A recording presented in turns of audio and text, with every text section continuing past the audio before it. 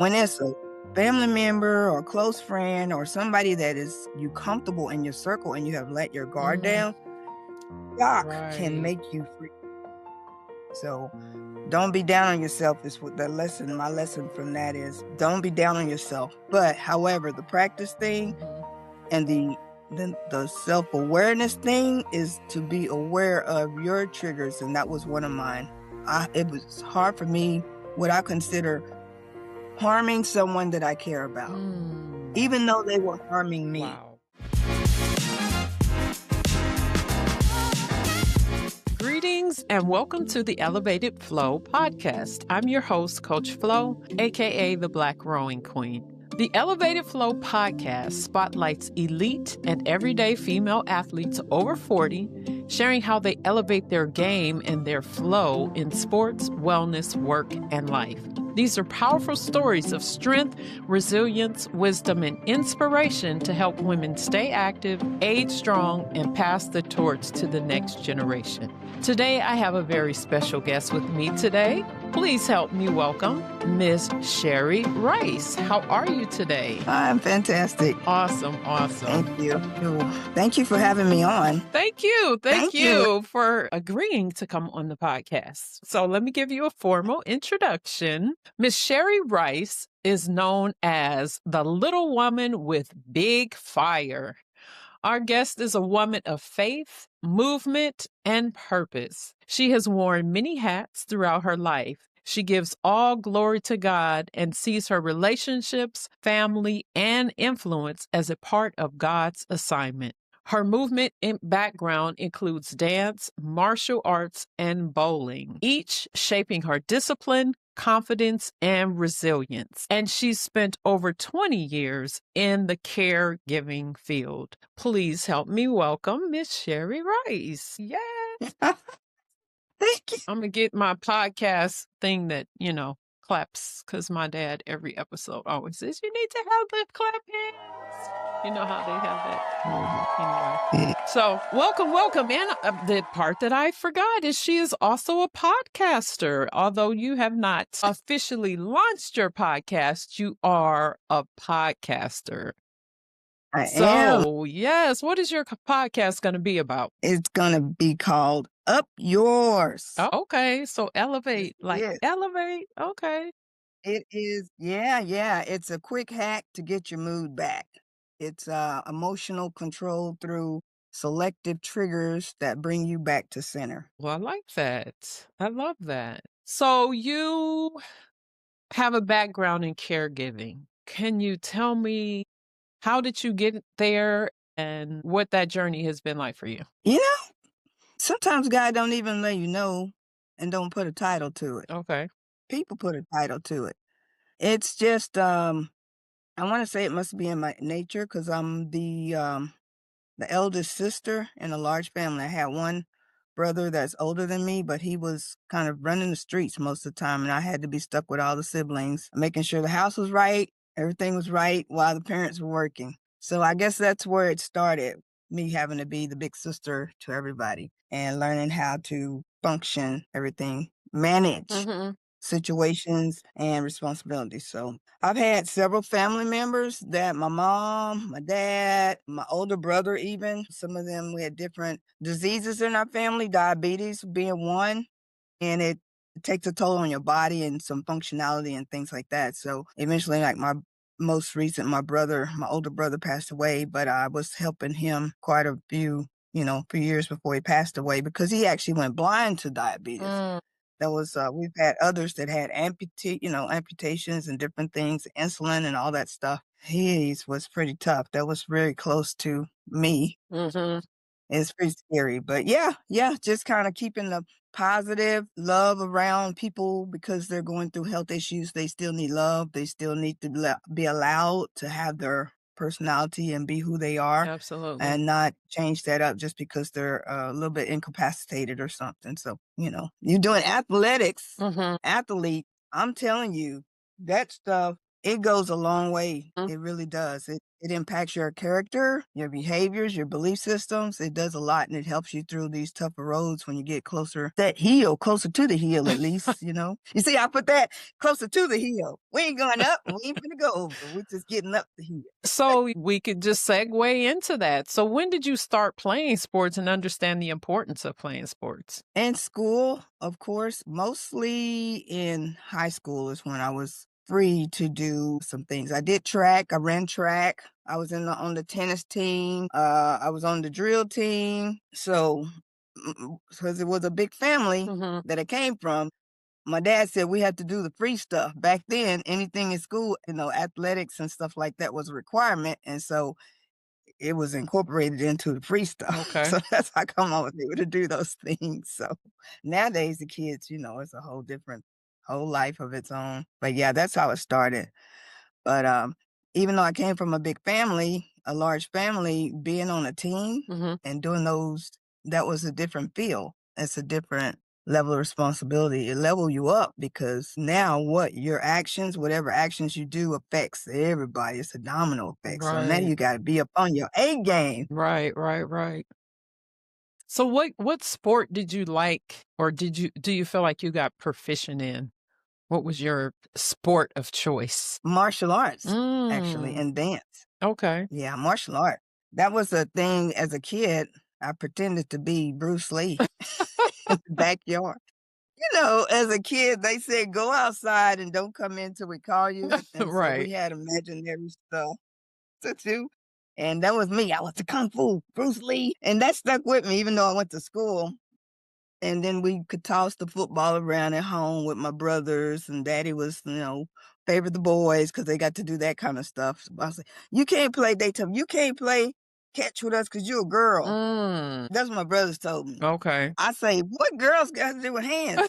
Can I throw and Right. catch? I can throw better than you. I can run faster than you. What are you talking about? What does being a girl have to do with anything?" And so from that, I was the rebel in the athletic realm Mhm. because I did some things outside of the quote unquote norm, Right. all the way from the kung fu martial arts to like playing and racing, which were in the track, and truck driving. I did long haul truck Oh, driving. wow. Okay. When I found out the girls could do things, and I went to this thing and I said, do y'all hire women? Can women drive trucks? They said, oh, yeah. Well, shoot. And then my mom told me, you could be and do anything you want to be. What? That was a blank check. It's on and Mm, popping now. It's on and wow. popping. So, yeah, that's where that tenacity came. And I started trying things. That's awesome. So your brother said you couldn't do it because 'cause you're a girl, but your mama said you could do whatever you wanted to do. Yeah. Well, that's Yeah. awesome that So, you got that encouragement. So you did truck driving. What other industries were you in? well, the martial arts, I did kung fu, helped alongside my husband. Well, I was a student and I Mm. became an instructor. We taught professional classes at a school in lieu with other types of martial arts. And eventually we ended up having opening a school at our home. Oh, wow. With transition with COVID and different things, Mhm. we ended up having a school. We turned our garage into a dojo So and we were more teaching. recently, you said COVID, so that was just like in the last 5 years. Yeah. Okay, so do you still have that studio? I have a studio, but we're not using it. I'm just, kind of in transition, so Okay. I'm more making sure that I'm keeping me up. And I have 4 children, 2 girls, 2 boys, and so they all were kinda sporadic participants because they had to find their interest and Mhm. niche coming up and things, but I'm always giving them tips on self-defense and stuff. You gotta be ready, so be ready. Don't so you don't have to get ready. Stay Gotta ready be so ready. you don't have to get ready. Yeah, and they teased me for the longest time, "Mama," but they take that grain of wisdom now Mhm. because they like, "Oh, yeah, okay, that's right, that's good stuff, mom, that's good Okay. stuff." They take it with them because it takes the worry down, even though your children are adults now, Mhm. still worry about them, and I've always when they traveling or we had rules for traveling when we used Mm. to travel, okay, we don't traveling mode, y'all, so we had to do the buddy system Okay. thing, just different things. And so now they all grown independent and they have children. So even the grandkids know there's certain things that, tools you keep in your mind, awareness, all that kind of stuff. Mm. you get in a pinch or something, because it can come from anywhere at any time. Right, right, right.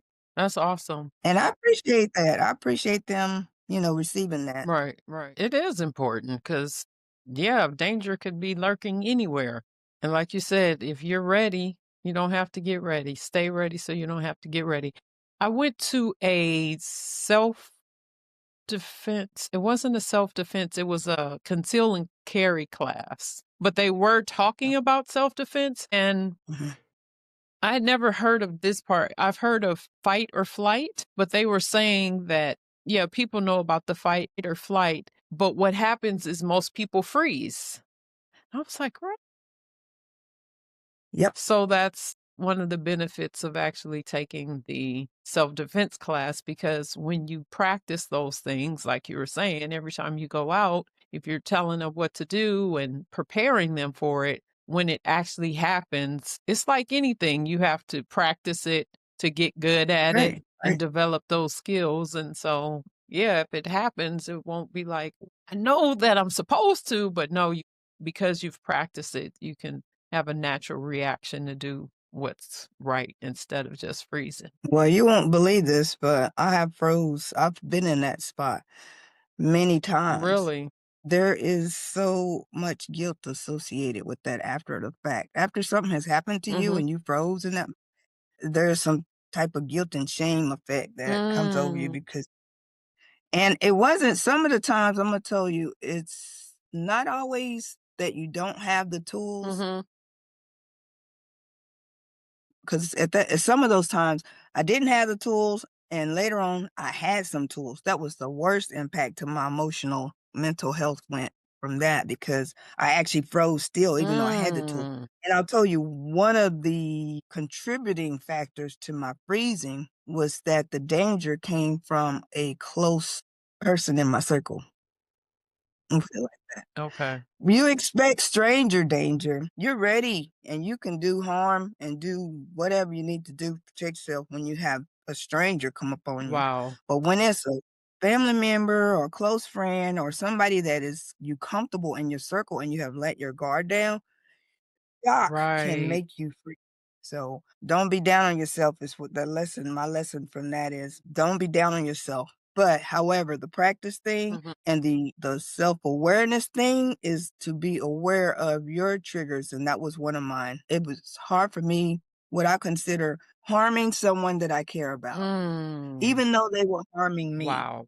Wow. So, I had to learn that about myself, and I had to develop a whole new side of me, Sherry, to get to work around that. Because that's who I am. I love to love on people. Mhm. I love to share, I love to trust, and I have to be I'm who I am. God made me, I'm who I am, right? And so I have to deal with who I am and use what I am and then what I've acquired, which are the tools and the martial arts and all of that Wow. stuff, and put them together and come up with a strategy. So whenever somebody do come up on me like that, I don't care who you are, then you're gonna have something else to work with. That is the It ain't really gonna be interesting point.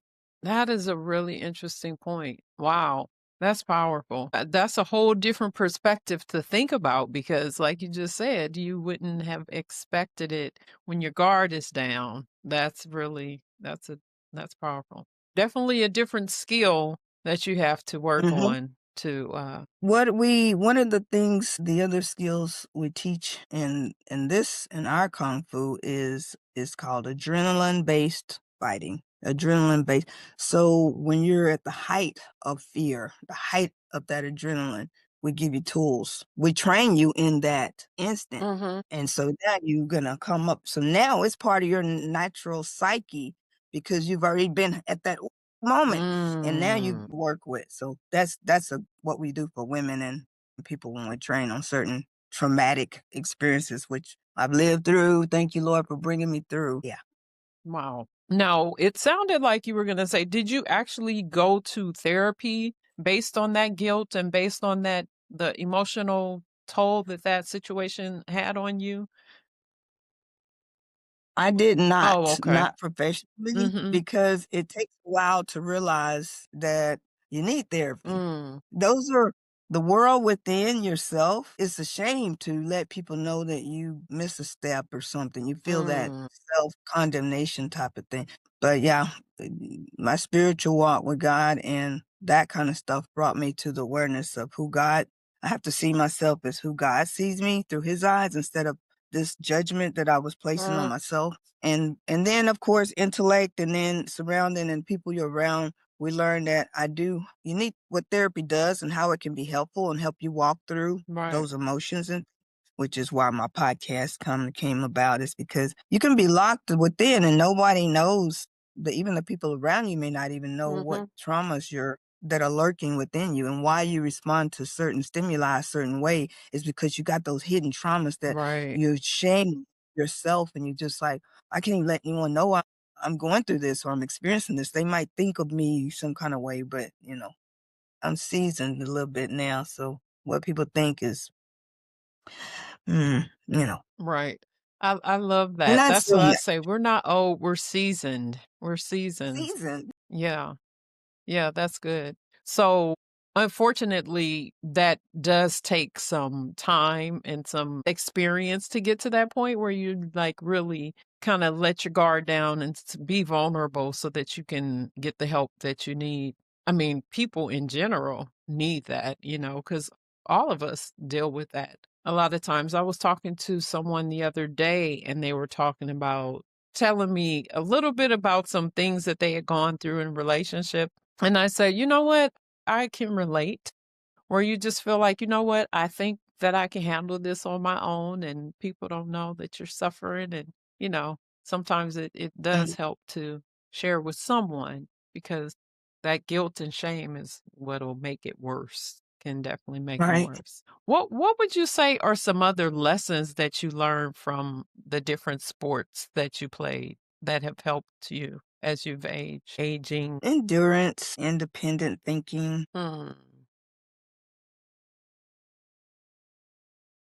selflessness, because I couldn't allow any of the restrictions, whether it be emotional or you think you can't do it or you can't go any further, stop you from um, handling your part of the responsibility of the team. absolutely. I really drill team, believe it or not, was one of the ones that was the most impactful on the team responsibility impact because it like the homecoming performance, the choreographer had this thing set up for us where you were A, B, A, B, A, B, all down the line, Mhm. like a chorus girl line. And they reemphasize it. Look, if you cannot be here, if you cannot perform this, you must let us know so we can replace you because you'll throw the whole line off if Right. you don't, you know. And so even we had to try out for that performance. It was just how Mm, it was. And boy, did that make me feel like, wow, people are gonna be dependent on me. mm, I gotta I gotta come with it. mhm. No what? I gotta make sure I don't let the line down. Right. And that set with me a lot with going forward to business and family and commitments, other commitments. When I have this little part of the pie, this little piece is assigned to Sherry. Sherry's serious about her piece of the pie. That's good. She gonna make sure you can count on this. Right. You can count on this piece. Right. You can count on this piece. I did that in relay and track. I mean, you're part of a unit and we flow as one. So one leg falls down, you got three other legs. I mean, so yeah, I really took that to heart. Mm, So that thing about being when you're part of a team and not letting the team down and making sure you fulfill your commitment towards whatever your assignments are. So right, right. I think that helped me a lot. That's awesome. That's awesome. You talked about the caregiving and because you said that was something that you started as a young person too, like caring for your siblings and everything. Did your siblings play sports? And because you also said, I know that now we know that type 2 diabetes runs in families because of the foods we eat. How has that experience in caring for your siblings and other family members affected you knowing that a change in how we eat and being active can actually help with that? Well,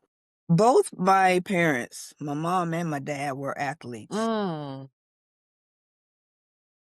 They were athletes. They ran track and they did type of sports. So even though my mom was very slim, she's super strong. She's like an iron horse. She's strong, even though she was slim. And her spirit was just as strong. Mm. And my dad was serious about his sports too. He the one who told me how to pass the baton. You don't never drop the baton. It's against the bank's rules, is my maiden name. It's against the rule and the legacy of the family if you drop the baton. So he taught me how to pass and receive the baton before anything. I don't care if you win the race or lose the race. You better not drop that baton. So Okay. there was another thing, a commitment I had to live through. Mhm.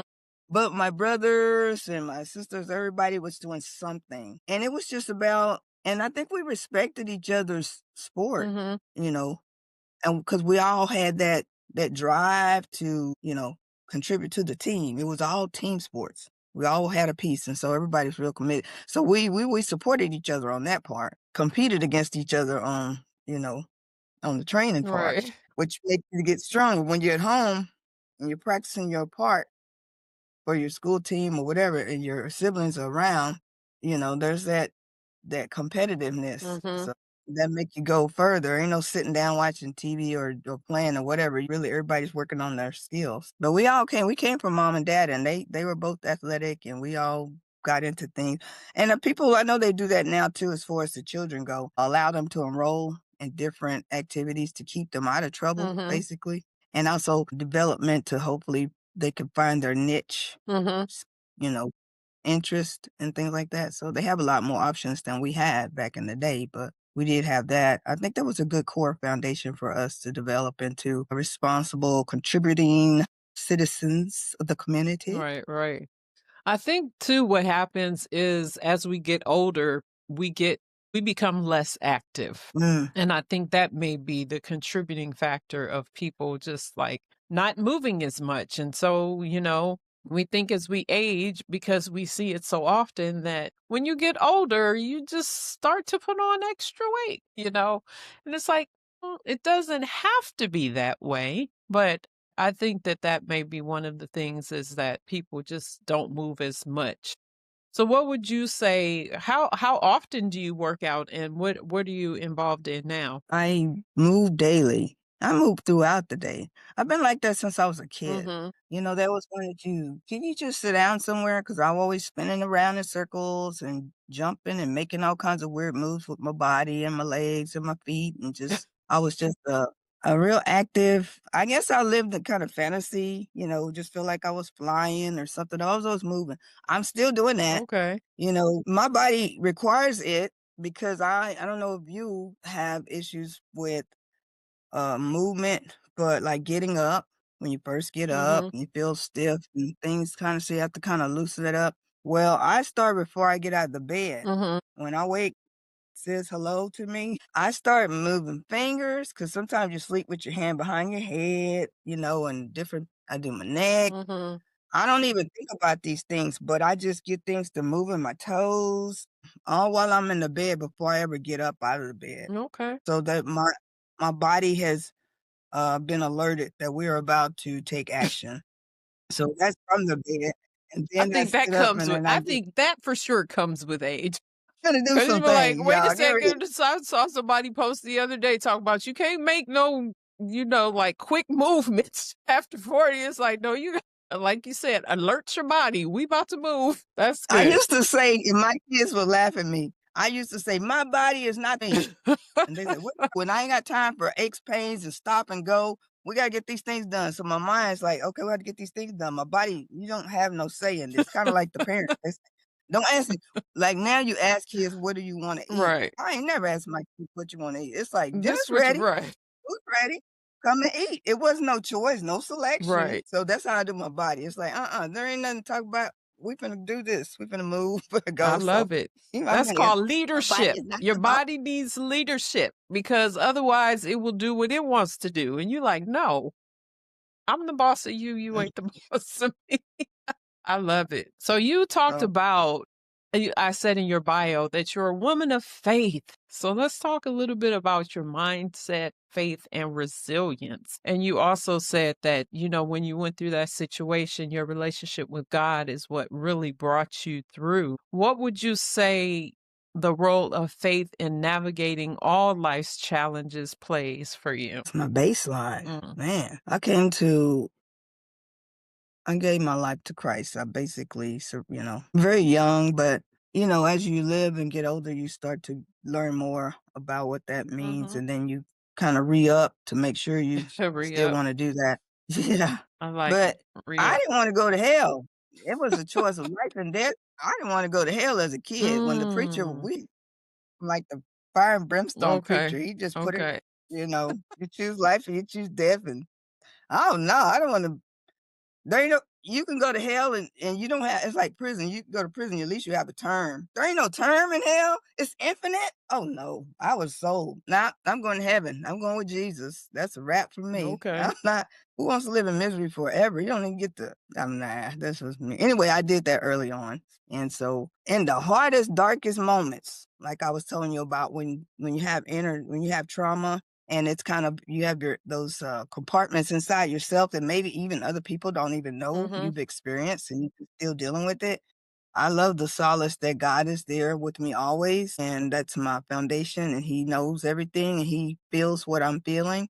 I don't have to feel shame for hurting Mhm. or being angry or whatever my emotions are, grieving, because God listens and He understands and He's comforting me. So that's my bottom baseline right there. Okay. So Okay. yeah, and when I had my children, relationships broke up, marriage broke up, different things happened. I still had those kids. They didn't take them with them. They was with me. Okay, You that's don't get just to she said they didn't take the you still have to stay a status quo. right. There's other things that go into that. You can have good days and bad days, but they better for the kids. I always made sure they had a very level living field Mhm. environment was stabilized no matter what. Daddy here, daddy gone, you still do that. That takes a lot, and you need your backup, which is, you gotta have that inner strength, and that comes straight from heaven. I mean, that's the way I see it, Okay. you know? Some things you're too ashamed to even tell your parents, Mm. you know? My daddy, real protective, but it's some things you probably maybe I should have told daddy what's going on, but it wouldn't have worked out too well for the spouse, So I'm Right. just saying. Some things I didn't tell, I kept those things, and I just, me and the Lord, and He just opened doors in prayer, that you can always disclose everything to God in prayer, everything, everything. So that's a freedom that you can't get anywhere else, Right. you know. Okay. So mindset. Well, do you have a self-care routine that may include dealing with mindset? And I know you talk to your body and tell your body it ain't the boss of you, but most of the stuff starts here. Yes, Yeah. I'm wrestling with that now more than I ever have in my life. Really? I'm wrestling with my mindset. Mhm. My emotions, I'm wrestling with them as well. Disappointments and traumas, they seem to linger. Mm. And for some reason, um, I've taken I don't know that I really wanted to, but Imma say some kinda way I feel like that I have taken responsibility for some of the traumas and the disappointments. Mm. And with taking responsibility, you just feel tired Mm. and lazy, lethargic, you feel just a lot of different things that make your spirit heavy, Mhm. keep your mind about the bad stuff, and which all tells you you are not worthy for whatever it is you're trying to do or you're working to do. It just kind of beats you down, and you have to have there's another side of you. Mhm. I believe in polarity. So there's the night and the day. There's the good, bad and the ugly. And I believe even the ugly plays a role in helping the good be greater. Okay. So with me, if I start to feeling mourning, I'm grieving something, a loss, something like that, then I can go ahead and allow myself to feel that for a short time. Right. And but I have to have some pick me ups, pick Sherry up. And so I work on that a lot. I've just got a lot of tools. Mhm. All the tools work for the same reason all the time. Right. So I have to have multiple tools in your, toolbox, and I'm struggling with that because as energetic as I usually am, I've had medical, surgeries and different things all last year Mm, that kept me, from being physical the way I'd love to be. okay. You know, doctor's orders, I had to rest, I couldn't do my stretching, I couldn't do my squats, there's a lot of things that I would do, and she said, "You can't do those things." Mm, Can't even, so it's a lot of different restrictions, and I'm like, "Wait a minute, that's like telling me I can't breathe or something because my mm. body is moving." I had no idea at the beginning of 2025 that the whole year was gonna be like that. Wow. Because by the time you heal 6 weeks from this, and then you got a couple of weeks, and then they wanna do something else, and then you gotta heal for that. Mm. So, I mean, it literally went all the way up to December, and I'm still,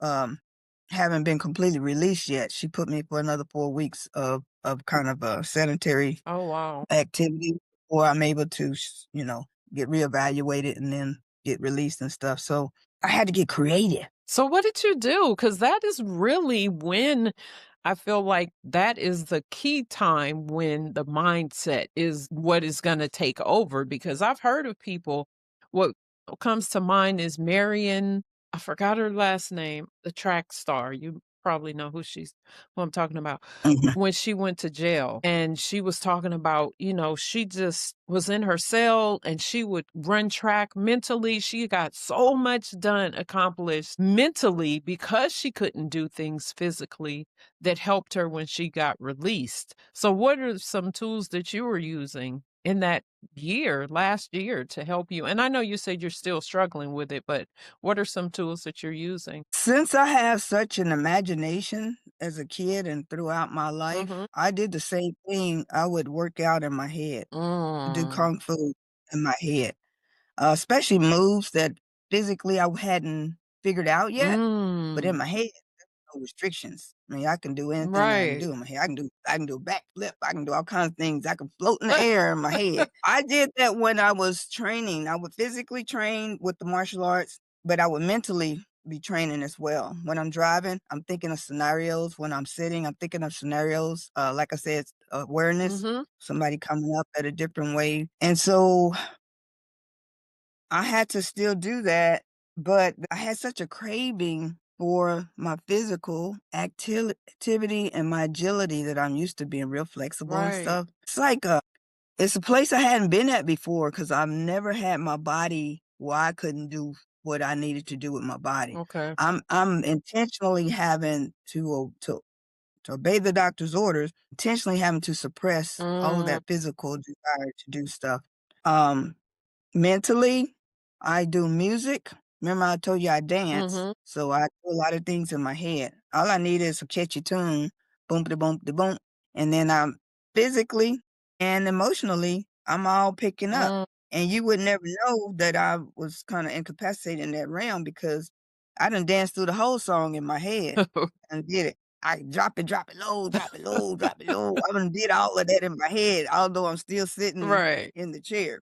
But it keeps me but then my spirit wakes up. It's like, "Okay, now I feel good. Now Imma go in here and Imma do this stuff that Mm. I didn't know that I can tell when I'm drifting low. It's kinda like the midday lag or drag, they call it, when Mhm. coffee drinkers drink in the morning, they be all up and they be real productive, and then about midday, they start to feel lethargic and kinda, like, discombobulated, and they just can't figure out Right. and so they either go get more caffeine, grab some sugar or something to an energy drink or something to try to reactivate that Mhm. energy they had for the day. But for me, if I can do it and sometimes you do need some nourishment, Right, right, orange, an apple, a piece of fruit of something, juice or something because that might be what the body needs, right. but you have to spend time with yourself to realize what do we need at this time? Do we Absolutely. need a song? Do we need a word? Do we need to connect with a friend? Connection with family? A text, a phone call? Do we need to just get up and go outside Right. and feel some sun on our face and wind? Do I need, whatever you have to know, well, what is this moment calling for? Because I need to go do this, but I don't feel like doing nothing. I just want to go to sleep. And if you want to go to sleep in the middle of the day when you're usually active, Mhm. then you know that that's an emotional. response to something, Right. and so then you have the body to know what to treat it with. Mhm. So, I don't lay down, but I will sit down. Okay. I have that urge that I just don't wanna do anything urge. I will sit down. Okay. I'll sit down, and sometimes that's all it takes to give your body a Right. reset, to give into that that urge to rest and stop, and just stop for a minute, and so I'll do that. I used to do this is my trick at work for anybody that's still at the 9 to 5. On my lunch break, at the time, I would just leave the building, go out to my car, take off my shoes, loosen up my bra, but I'm sitting in my car and just be still and let my bare feet and just be still and have my timer on my phone so in case I drifted off or whatever, I could go back to work. But just those things let my body relax, my mind relax, everything was tuned up, boy. And I didn't need to be around people. Sometimes you're Mhm. around you in customer service. You just need to get away from all the chatter. And so just that down solitude time, and it didn't have to be that long. It could Right. be 15, 20 minutes. That's good. I was recharged like I had drank 2 cups of coffee. I come back Mm. into work, I'm back Sherry again. That's one of my hacks. I love it. I love it. You know, Recovery hack. recovery hack. I said in your bio that you're a little woman with big fire. Where did that come from for you to describe Like, yourself that way? I did not describe myself. I can't take the credit for Okay. that. Soon to be ex-husband gave me that. Okay. When he first met me, I mean, the first day that he physically laid eyes on me and saw me, he gave me that name. I don't know why, but he did. That's the spirit that he received from me when he met me. So, and it's been and then I noticed a lot of other people he give names to, students. Mhm. So that was mine and it's been with me for years. And so, So you obviously embraced it. Little yeah, woman with yeah. big fire. Yeah, because I can tell when when the flame is going down low. It get low. It get low. Add some more coal, add some more wood, do something. Yeah, I you can know where tell. it came from. That's good though. So you talked about being at work and working with your spouse with the martial arts drill team, all of the different sports and things that you were involved in. Now that you're not in the 9 to 5, you're getting ready to start your podcast and doing all of those things. When would you say that you are in your flow state? When you're working hard, Describe. but you got those skills and everything is just in harmony with each other and it feels effortless. This don't sound cheesy, but when I'm helping somebody, rescuing somebody, Mm. that's effortless to me. Even if I have to drive from one city to the next to do it, which I've had to do several times. All I think about is getting to them quickly Mhm. and helping them out of the crisis. There's a lot of things in life I've done. I've got businesses and different things I did Mary Kay. I did a lot of different things, but when you say that flow state, that's when I'm in the zone, when it's Mm. totally not about me, it's about somebody else. And I don't know if that's a good trait or not a good trait. Sometimes I think, when I sit with myself, I just kind of wonder about that. Um, but that is I could be totally without sleep, without food, exhausted, but let one of them kids call me in the middle of the Mm. night and need me to they stranded somewhere or best friend is having a breakdown. All of a sudden, the cape comes out. I'm back to Superwoman. And I don't know. I can't explain that one, y'all. I Mm. just can't that's just all I can tell you. That's when I'm floating. Mm. I'm just in and I can do it quickly, but when it's for myself, it take me so long to get dressed and get ready to do or go anywhere.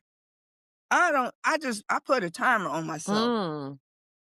Why does it take you so darn long to get up out of this house? Because you gotta check the doors, you gotta do the lights, you gotta put the laundry in the dryer, you gotta do this, make sure the stove is off.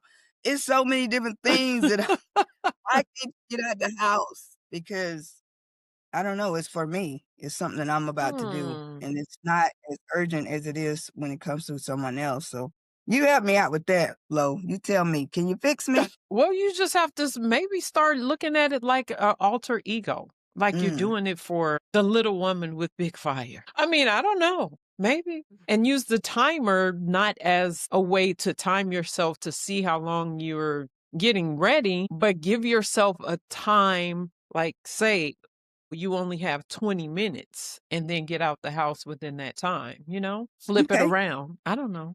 Those are just 2 suggestions. Well, let's let's test it out. Throw it up and see if it Let flies. me know how it goes. Okay. All right, so we're going to move into our Pass the Torch segment of the podcast. The Pass the Torch is where you either talking to your teenage self about how important being involved in sports is for longevity and just building character and all those things that you said that you got from sports, endurance, mobility, flexibility, all of those things that are important once we get past 40. I'll say it that way. What would you say to your teenage self or to a young person watching this podcast or listening about the importance of being involved in sports and staying active for a lifetime? Okay. Well, if I was talking to myself or to a young person, a granddaughter, a grandson, someone, what I would say about sports and athletics is the community. I would really, really, really hold near and dear to the connection between those people and those types of relationships because people move away and you may not be able to connect with that person, but the connection you made with that person was through a mutual joint venture or activity of some sort. It could be with a business colleague, it could be with a friend, it could be with a relative, it could be with a stranger, Mhm. but the connection and building that friendship muscle the same way you would do calisthenics or weightlifting with your physical body. You need Mm, to do the same with relationships and build your community. And that helps it be outside of yourself where yes you taking care of yourself at the same time you contributing mm. to society I like but you that. also learn how to step back out of yourself and put someone else like I said that team thing when I did the track and we were running the relay and every man had a post and they were put us in and you just have to do it Right. you have to own up to whatever it is you committed to do and stay with it, stay connected, respect the other person, people on the team. So yeah, community and self-care. Make sure you take care of yourself, both mentally and physically. Mentally is very important when you get older. It's actually important when you get younger. It's a lot of young people who are falling down Yeah. because of the mental. Yeah. They can't stand to be not liked Mm, and it just diminishes their whole countenance. So my parents was a little on the side of, you can't come home crying to my dad talking about somebody don't like me, mm, don't like you at school. That would be like I kind of felt like it was rough at the time, but well, do you like you? Yeah, I like me, but they don't like. But if you like you, stay there. right. If you can like you, then if they don't like you, let them have their freedom of choice. You like you, that's a baseline right there. Then somebody else is gonna like you too, that really likes you. Right. You don't want those people around you that don't like you. Why would you want we do that now. We make whole groups out of people that don't like you. I've seen it. I've seen it. People trying to fit in. Mm. And you don't fit in when they tell you we don't want you in. Accept that. Accept that. Respect that. They're allowed to choose just like you're allowed to Right. choose. And you choose, I choose me. I choose me. I like me. That's the base. That's team one. And if somebody else like me, okay, I got another teammate. Right. I like that So yeah, because I think that as we get older, I've heard that, and I guess I will say I've experienced it also, that as we get older, we tend to have a more of a challenge making friends, I guess, or mhm, because I forgot who I heard talk about this. When you're in secondary school, you kind of stay with those same groups of people, and then you go into high school, and then you go to college, and then after college, especially, it's like, okay, well, some people go off, get married, some people go to a career, some people go to the military. Everybody is different, has a different trajectory. And so it's like you're starting all over with new friend groups and some people have kids. And so then you end up being with friends that have children. And then some people are single and you want to be with it's like different areas of your life that change as you get older. Then it changes the friend groups that you're a part of, different activities that you may be involved with. So I like that because if you're exercising that as a team or on a team when you're younger, I think that that can help when you get older as far as building relationships. I like that, building that muscle of developing relationships. Yeah, that's good. That's good. How would you say that? My Say that again? I said my granddaughter one of my granddaughters reminded me of that. She saw me we were traveling from somewhere, and me and this, other lady were connected and were talking about our daughters who were in the same activity, Mhm. and my granddaughter say, "Nana, exchange phone numbers. You just made a friend." I'm like, "I did." That's "Oh, cute. okay," and then we did the numbers because I forgot because you just talk to people like, "Oh, she was such a nice lady. I'd love to see and talk to her again," hoping fate and God put us back together. Right. No, you this is your together. You had this moment, That's good. so make That's good. That's good. Yeah, I like that. And I think that that's one good thing about social media, especially for people that were involved in your life previously, where you can kind of look people up on Facebook or whatever and reconnect. I think yeah. that's a benefit of social media, but definitely when you meet people. And you do have to be open to that too, because I know some people are like, no new friends. Like, what? Okay, no, you have to be open to it. So, anyway, so what would you say to an older woman or someone maybe in your situation where they can't be as active as they want to physically, how they can use their muscles, whether it's mental or whatever, to stay strong and not think that, oh, I'm too old and that's for the young people. I haven't been active all this time, so I might as well just hang it up. Well, that thing about community, like I said, even if you were bedridden and you have a phone, even I don't care if it's a landline. I know we don't have many Right. of those left. Call somebody intentionally. Don't wait for the people to call you. Call them. Texting's okay, but a voice is greater and a touch is even greater. Yeah.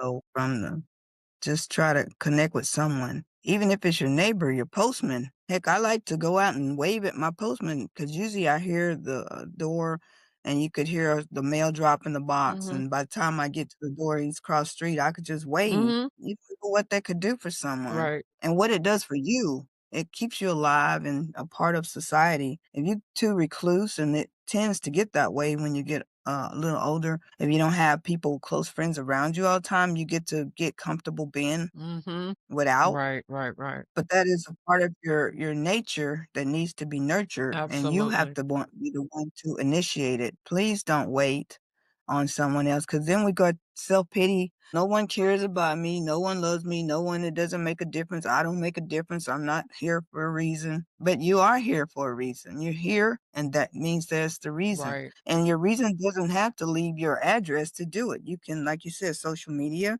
just wave at somebody. Right, right, right. Have a dialogue, and it could build on something else. So just don't be like that. No man is an island to itself. Don't get to yourself and just be helpless and hopeless. It's never too late to do Right. anything. You just have to start slower. If you stop, you might have lost momentum, but if you have the desire to move forward just one step, Right, right, right. make that one step and let it build that momentum back up. So don't know it's never too late. You Absolutely. still breathing, you still alive, you still got something to give. Absolutely. Well, thank you for that word, Miss Sherry. Thank you so much. I truly, truly have enjoyed this conversation. So, where can people find you on social media to connect with you if they would like to?